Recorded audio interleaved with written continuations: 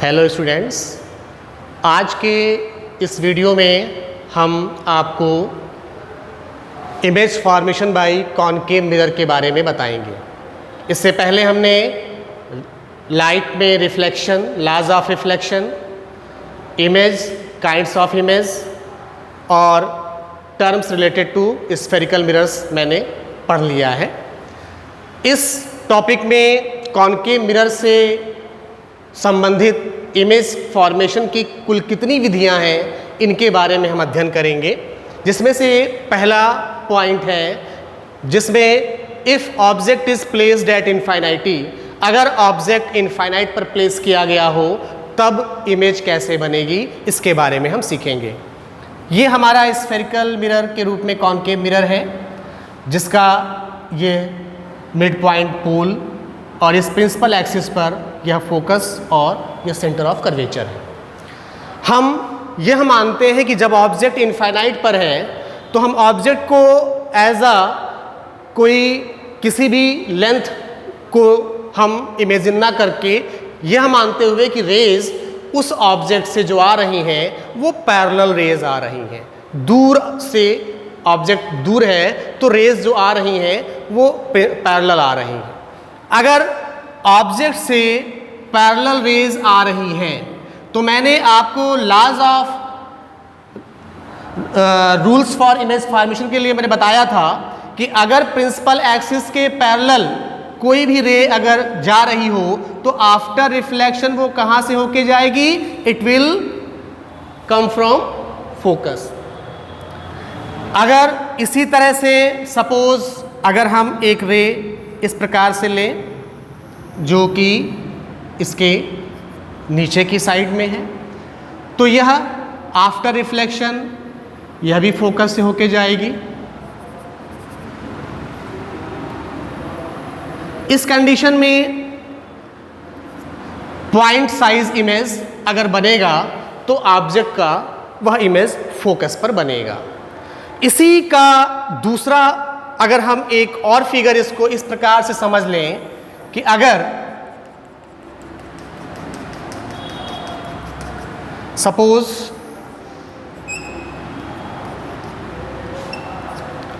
Object से, जैसे मैंने ये पैरेलल रेज दिखाई है, इस तरह से ना दिखा करके मैं ऐसे किरणों को लूं जो फोकस और सेंटर ऑफ कर्वेचर से होके जाए।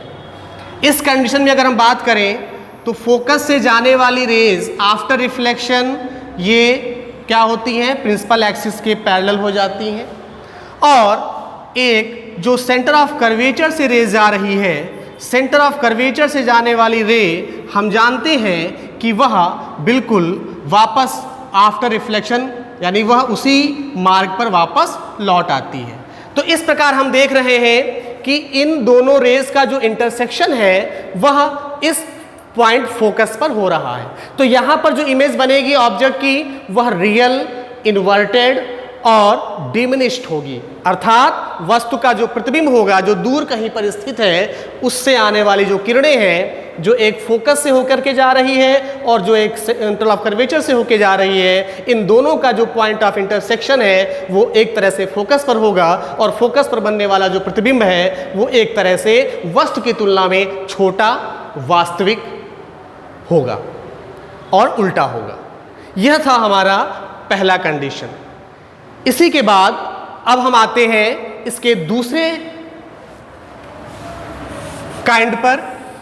दूसरी जो इसकी स्थिति है उसमें अब ऑब्जेक्ट की तुलना यानी कि इनफाइनाइट से अब हम धीरे धीरे ऑब्जेक्ट को नज़दीक की तरफ लाएंगे मिरर के, और हर स्थितियों पर हम चर्चा करते हुए चलेंगे।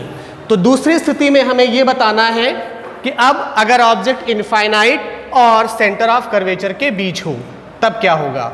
तो when object is placed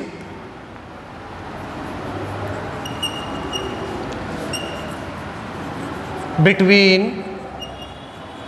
infinity and center of curvature, अगर ऑब्जेक्ट अनंत और वक्रता केंद्र के बीच स्थित हो उस स्थिति में क्या होगा। तो इसके लिए कॉनकेव मिरर पहले बनाना है। कॉनकेव मिरर में उसके बाद प्रिंसिपल एक्सिस जिस पर कि पोल, फोकस और सेंटर ऑफ कर्वेचर को हमें ड्रॉ करना है। इसमें ऑब्जेक्ट इनफाइनाइट यानी दूर से और सेंटर ऑफ कर्वेचर के बीच में स्थित है, तो हम मान लेते हैं कहीं पर कि ऑब्जेक्ट इस कंडीशन में यहां पर स्थित है। अब जो मैंने लास्ट बताए थे 3 उन नियमों में से एक नियम ले रहे हैं। अगर पैरेलल रे इस ऑब्जेक्ट से जा रही है तो आफ्टर रिफ्लेक्शन ये आपका फोकस से होकर के जाएगी, और अगर ये सेंटर ऑफ कर्वेचर से जाएगी तो सेंटर ऑफ कर्वेचर से जाने वाली किरण वापस उसी मार्ग पर लौट आएगी, और इस प्रकार जो इसका इंटरसेक्शन है एक तरह से C और F के बीच में कहीं होगा, और इस प्रकार जो ऑब्जेक्ट हमारा AB था उसका एक तरह से रियल, इन्वर्टेड और diminished image centre of curvature और फोकस के बीच पर बनेगा। अर्थात अगर वस्तु अनंत और वक्रता केंद्र के बीच में स्थित होगा तो उस वस्तु का प्रतिबिंब सेंटर ऑफ कर्वेचर अर्थात वक्रता केंद्र और फोकस के मध्य वस्तु की तुलना में उल्टा, वास्तविक और वस्तु से छोटा प्राप्त होगा। ये हमारी दूसरी स्थिति के लिए है। इसके बाद आते हैं हम इसके तीसरी स्थिति के लिए। जैसे जैसे हम क्लोज आते जाएंगे वैसे ही पॉइंट ये बढ़ता जाएगा। अब हम अनंत और सेंटर ऑफ कर्वेचर के बाद अगली स्थिति में आएंगे तो हम सेंटर ऑफ कर्वेचर पर आएंगे। तो when object is placed at centre of curvature, ये हमारी तीसरी स्थिति है। तो तीसरी स्थिति के लिए when object is placed eight C, अगर वस्तु वक्रता केंद्र पर स्थित है, इसके लिए पहले हमें दर्पण, अवतल दर्पण बनाना पड़ेगा, कॉनकेव मिरर, प्रिंसिपल एक्सिस जिस पर कि हमें फोकस और वक्रता केंद्र को रखना है। इसके बाद जहाँ पर मैंने C लिखा है वहीं पर हम एक वस्तु AB के रूप में मैंने इसको बना दिया। अब इसके लिए भी 3 स्थितियों में से किन्हीं 2 स्थितियों को लेकर के, तो चलिए एक स्थिति लेते हैं जिसमें मुख्य अक्ष के समांतर यानी कि प्रिंसिपल एक्सिस के समांतर किरणें इस पर पड़ करके आफ्टर रिफ्लेक्शन यह फोकस से होकर के जा रही है। और दूसरी स्थिति हम ले रहे हैं कि जब यह किरण फोकस से होकर के जाएगी तो फोकस से जाने वाली किरण हमें पता है कि आफ्टर रिफ्लेक्शन यह प्रिंसिपल एक्सिस के पैरेलल होती है। इस स्थिति में हम देख रहे हैं कि जो वस्तु है उसका प्रतिबिंब सेंटर ऑफ कर्वेचर पर ही बन रहा है, और जितना वस्तु था लंबाई में उसी के बराबर उसकी इमेज यहाँ पर बन रही है। अर्थात यह एक ऐसी कंडीशन है जिसमें वस्तु का प्रतिबिंब सेम उसी पॉइंट पर बनता है, वस्तु की तुलना में वस्तु के बराबर बनता है और उल्टा बनता है। तो जैसे जैसे हम देख रहे हैं कि जैसे जैसे वस्तु दर्पण के नजदीक आता जा रहा है, वस्तु का प्रतिबिंब भी पहले की अपेक्षा अब बढ़ता जा रहा है। अभी तक हमें सारे प्रतिबिंब उल्टे और वास्तविक ही मिले हैं। तो अब इस स्थिति के बाद अगली स्थिति जो हमारी होगी वह होगी C और F के बीच में। अर्थात when object is placed between C and F, अर्थात जब वस्तु सेंटर ऑफ कर्वेचर और फोकस के बीच में स्थित हो।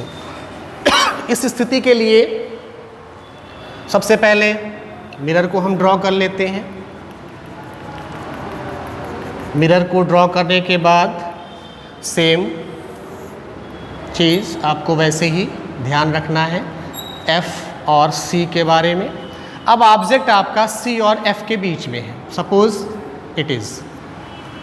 इसके लिए भी अगर एक आपने पैरेलल रे लिया तो आफ्टर रिफ्लेक्शन फोकस से आपने रे को पास कराया, और दूसरा आप जब इसको फोकस से लेंगे तो फोकस से जाने वाली किरण आफ्टर रिफ्लेक्शन ये आपको प्रिंसिपल एक्सिस के पैरेलल हो जाएगी, और इस प्रकार जो इसका इमेज बनेगा वह एक तरह से इस सी के बाद भी हो सकता है या आसपास इसी के बनेगा। तो इस प्रकार ऑब्जेक्ट अगर हमारा जिस प्रकार से हमने ए बी लिया था उसकी तुलना में जो हमें प्रतिबिंब ए बी का ए डैश बी डैश मिल रहा है वह उसकी तुलना में वस्तु की अपेक्षा बड़ा बनेगा और उल्टा होगा और साथ ही साथ वास्तविक होगा। It means image will be formed at after कह सकते हैं सेंटर ऑफ कर्वेचर या अप्रॉक्स सी, या इस तरह से कि जब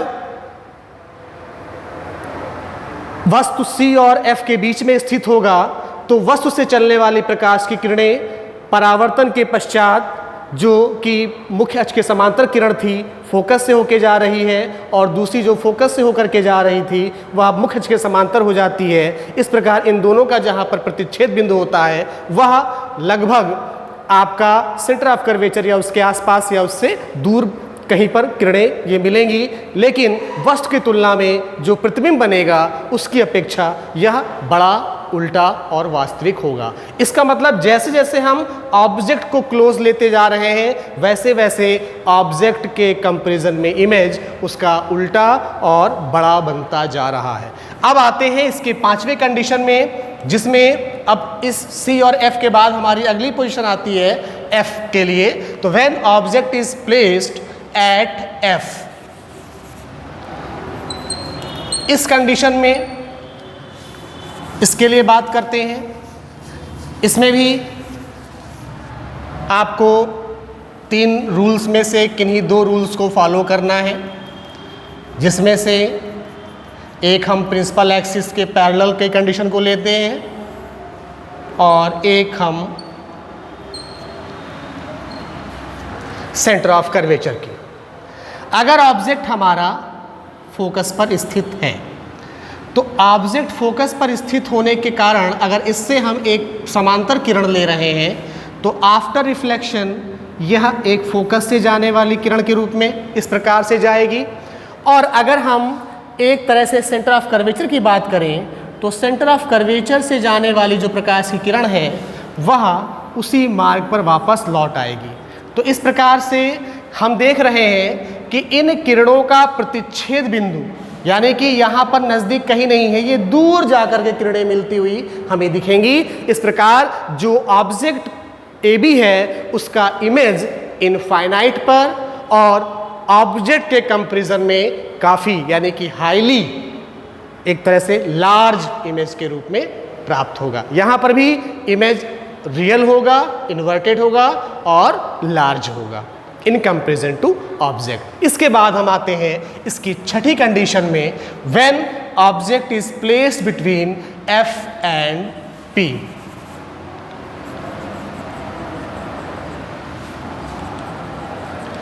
ये इसका अंतिम पार्ट है कुल 6 स्थितियों में। छठी स्थिति कि जब ऑब्जेक्ट एफ और पी के बीच में स्थित हो। इसमें हमें सबसे पहले इसके लिए भी कुछ ऐसा ही काम करना है। पहले हम दर्पण बनाएंगे, दर्पण बनाने के बाद प्रिंसिपल एक्सिस पर स्थित एफ और सी को दर्शाएंगे। मान लेते हैं एफ और पी के बीच में ऑब्जेक्ट सपोज यह ए बी इस प्रकार से स्थित है। इसमें पहले नियम के आधार पर अगर हम लेते हैं कि अगर मुख्य अक्ष के समांतर किरण जा रही है तो परावर्तन के पश्चात वह फोकस से होकर के जाएगी। एक इसका रूल ये हमने फॉलो कर लिया। और दूसरा हम सेंटर ऑफ कर्वेचर को लेके चल रहे हैं और सेंटर ऑफ कर्वेचर में इधर यह किरण जा करके वापस उसी मार्ग पर लौट आती है। यहाँ पर अगर देखें तो किरणें ये दूर जाती हुई हमें दिख रही हैं, अर्थात इनका इंटरसेक्शन कहीं पर भी पॉसिबल नहीं दिखता है।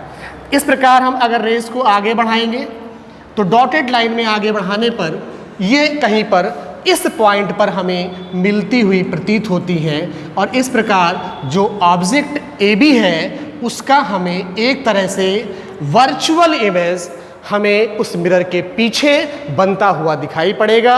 यह ऑब्जेक्ट के कंपैरिजन में बड़ा होगा सीधा होगा और एक तरह से आभासी होगा।